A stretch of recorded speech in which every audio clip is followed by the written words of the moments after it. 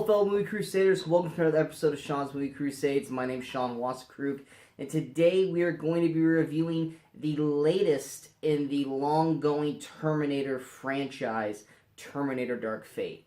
Now, for me, I'm kind of with a lot of people. I was a huge fan of the first two films, obviously Terminator and then Terminator 2 Judgment Day, easily labeled as one of the probably greatest sci-fi action films of all time. But the problem is with the Terminator franchise is ever since then, the franchise just has not worked. I mean, you have Rise of the Machines, which was just not good at all. Vaguely remember it. That's how forgettable it is. And then you got Terminator Salvation, which I actually personally enjoyed. I actually liked Christian Bale as John Connor and them kind of going into the future and kind of stepping away from a Terminator coming back to the past to try to kill someone. But it didn't really work with a lot of people. I mean, I can see where they didn't work with him. I actually personally like that one. And then a couple years back, we had Terminator Genesis with Game of Thrones, Emilia Clarke playing Sarah Connor. That movie is just a train wreck. Could it have worked maybe if they hadn't spoiled the entire film in the trailer? Possibly. But yeah, I mean, that movie just effectively thought it had killed the franchise. We thought we were going to be done with it. I mean, the only thing that came out of Terminator outside of Judgment Day, even though I like Salvation, was probably the Sarah Connor Chronicles, the TV series, which I actually really, really enjoyed until they canceled it. But yeah, so with Terminator effectively dead and buried as a franchise, all of a sudden, here comes a new film. But this time, we've got Tim Miller, director of Deadpool, taking over, which that's a bonus. But most importantly, James Cameron, the guy in charge of the first two films, everyone knows who James Cameron is, Titanic, Avatar, all that stuff, has decided to help write the story and help produce the film. And then they bring back Linda Hamilton as Sarah Connor. And effectively, as well, with this storyline, retcon the previous films. So, in effect, Terminator Dark Fate is now actually Terminator 3, and Rise of the Machines, Salvation, and Genesis never existed. So this is a continuation from Judgment Day, and that's kind of where we're going with this film. So let's go ahead and jump into the review and see exactly what I thought of Terminator Dark Fate. The general plot of Terminator Dark Fate is that I'm assuming it takes place in present time. I don't think they ever really say what year we're in, but it looks present day. We follow the story of Danny Ramos, played by Natalia Reyes. Natalia Reyes. And basically she's just your normal average girl, a nobody, as she likes to say quite a bit in the film. As her and her brother, played by Diego Boneta, he's Diego Ramos, just going through a normal day until two Terminators show up and try to kill her. Well, one tries to kill her, one tries to save her. We've got the Rev 9, played by Gabriel Luna, who's trying to effectively kill her. And then we have Mackenzie Davis's Grace, who is not exactly a Terminator, but a enhanced human from the future, augmented, I think is the word they used in the film, to try and protect her. When it looks like Grace is going to be unable to save Danny, here comes Sarah Connor. Sarah Connor comes in and basically wrecks shop, and then it becomes a story of Sarah and Grace trying to keep Danny safe from the Rev 9.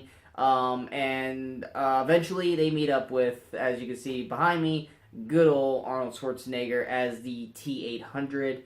I don't necessarily want to spoil the T-800 story because it is a big kind of twist in the film. But everyone knows in the trailers that Arnold Schwarzenegger is in it. I mean, he's even on the posters. But his particular story in this is a very unique twist on the franchise based off of where they've gone. But yeah, that's the basic plot of Terminator Dark Fate. What works with Terminator Dark Fate? Surprisingly, there's a good chunk of it that works. This is actually a pretty solid film. I actually enjoyed it for the most part quite a bit. This is definitely the best Terminator film since Judgment Day. Which I mean, based off, I mean, like I said, I liked Salvation. I liked it better. I like this better than Salvation. But I mean, calling it the best film since Judgment Day isn't really a huge honor, since most of the Terminator films are widely disliked since then. But yeah, I thought a lot of the film worked. Linda Hamilton jumps right back into the Sarah Connor role, and she puts on a fantastic performance that comes close to her performance in Judgment Day. Like I said, a big story plot happens in the beginning of the film that I do not want to spoil here for you. That basically kind of drives her throughout the rest of the film.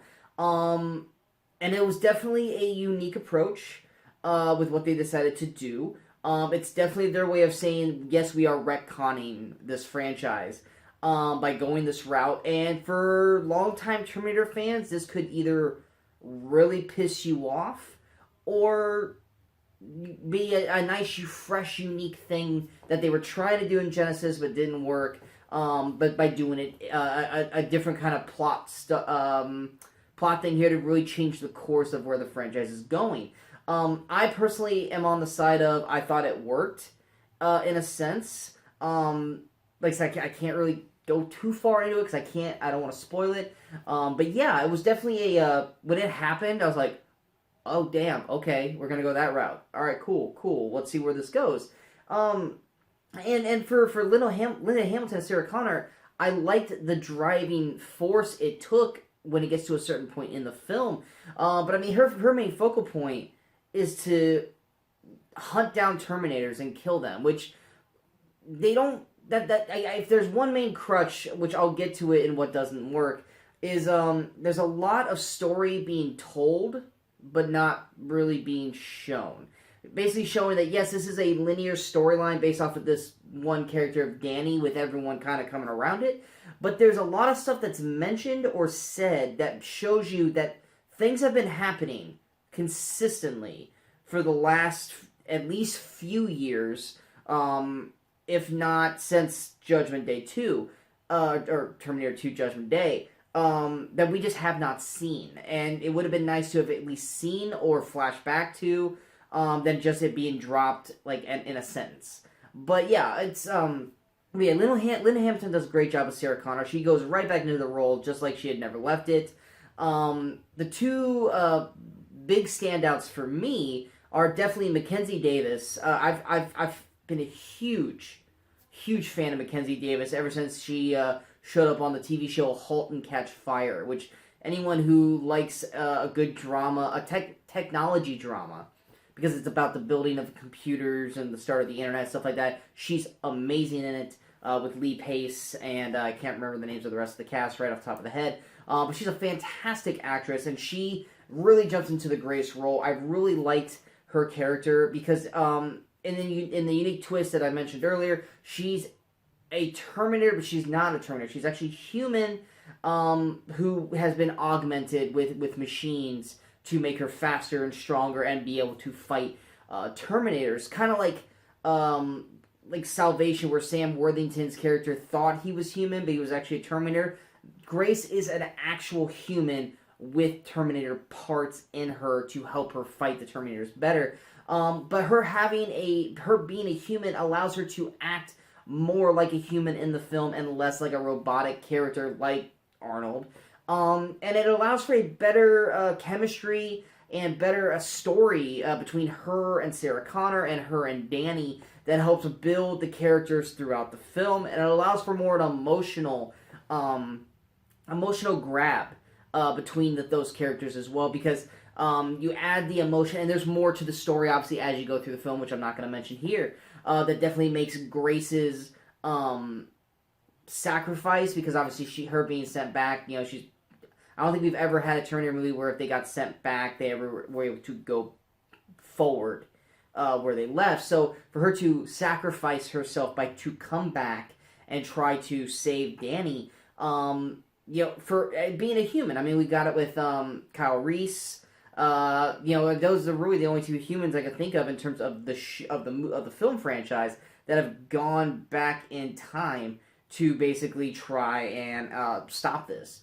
But yeah, I think Mackenzie Davis does a great job. She's definitely the highlight of the film for me. And then, of course, we also have Natalia Reyes. I think I've said her name like 3 separate times, 3 different ways, so I apologize. But she plays Danny. I think this is the first time she's ever done an American film. I think everything that I looked up her on IMDb, it's been mostly like Spanish films. But yeah, I think she does a real solid job as being kind of the new Sarah. In terms of she's likes how Sarah Connor was in the first Terminator. She was just a nobody waitress, and all this stuff just gets thrown at her. She has to adapt or die, and that's kind of what's going on with Danny. Danny is a hard ass, a respected hard ass by the people around her. And then her whole world gets turned upside down because of the Rev 9, and then of course Grace showing up. And she kind of just has to take it and stride and keep going because of the reasonings for the film without spoiling it. I think Reyes does a great job in that, and I think she's someone to definitely look out for. Are there certain scenes where she didn't hit it quite as hard as she could have? Yes, but that could have just been just like a loss in translation of the language, potentially. But yeah, I think she did a great job, and they definitely leave the film open for more, depending on how successful this film is. And if it does continue on, I can't wait to see what more she brings to the Danny character and the Danny storyline potentially going forward, if she were to survive this film. Like I said, non-spoiler in a sense. And then, of course, we got Arnold. Arnold doesn't show up until well over the halfway point of the film. And that's a good thing, in a sense, because there's one thing, as I was watching this film, I wasn't going, okay, where's Arnold?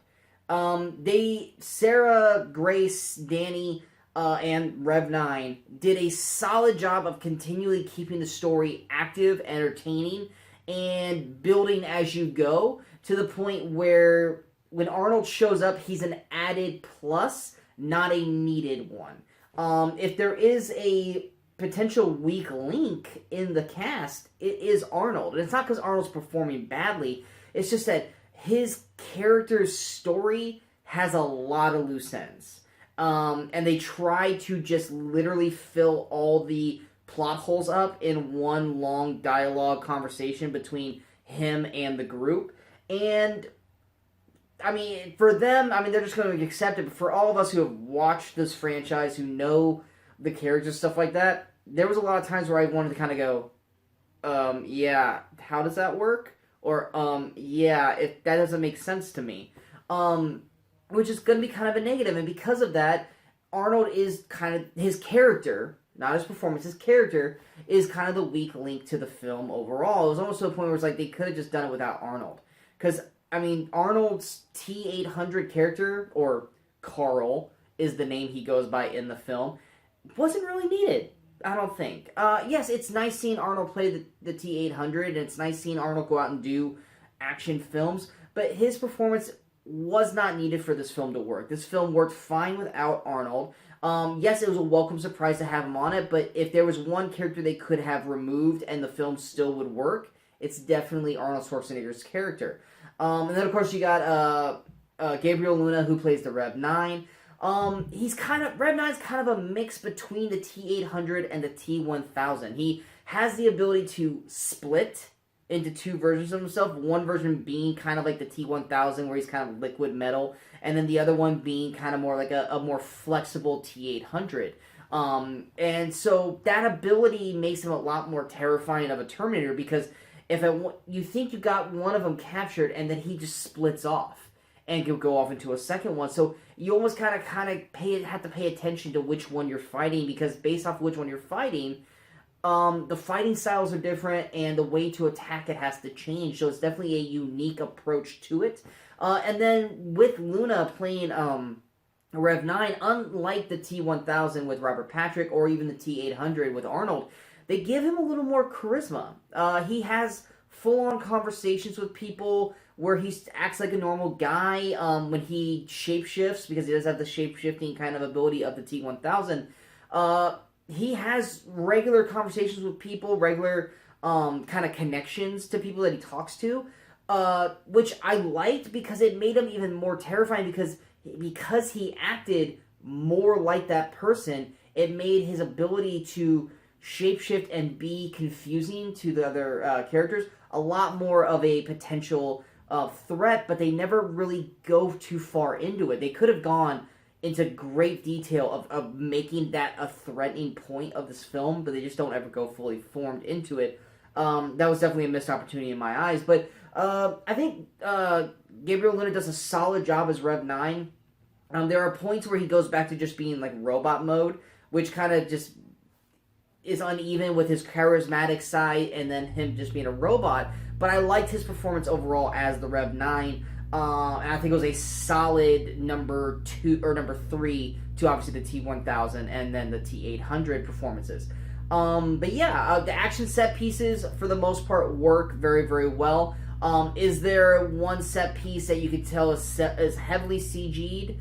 Absolutely, and you guys have seen the trailers. You guys should know what scene that is. But yeah, is there one action sequence too many in the film? Potentially. Because by the end you're like, all right, are we at the end game now, or we have a whole nother one? Okay, let's go with a whole nother sequence. But the scenes look good for the most part, and they're enjoyable and they're entertaining to watch. Even the fighting choreography between Grace, Rev 9, and Sarah and the T-800 are very intricate, especially the first fight between Grace and the Rev 9 is very entertaining, and then of course the final battle is very entertaining as well. So a lot of that works, and I commend both Tim Miller and Cameron probably helping and working together to make the story as plausible as it can, while still being enjoyable and not being over everyone's heads. Now, what does not work with Terminator Dark Fate, and I kind of touched on it a little bit already, there are certain plot stories, especially the T-800 / Carl's character, that just does not work, just does not make sense. There are more questions than answers. And then, of course, there are certain plot lines that are dropped in mid-sentence, especially with Sarah, that it's like, wait, so you've been doing this for how long now? And what were those stories? Why you've been hunting Terminators for so long? And she kind of says, like, 2 years ago, 6 months ago, blah, blah, blah. But it's like, why were those Terminators showing up? We don't know. We won't know. So they just drop kind of plot points throughout, and you're just like, wait, stop, pause. Can I get a little bit more of that? But we don't get any of that, and so it's kind of frustrating in a sense for people who really want to be into the full Terminator story, and they're just not gonna get those answers. So yeah, like I said, and then probably one action sequence too much, and I probably would have taken the one that probably had the worst CG.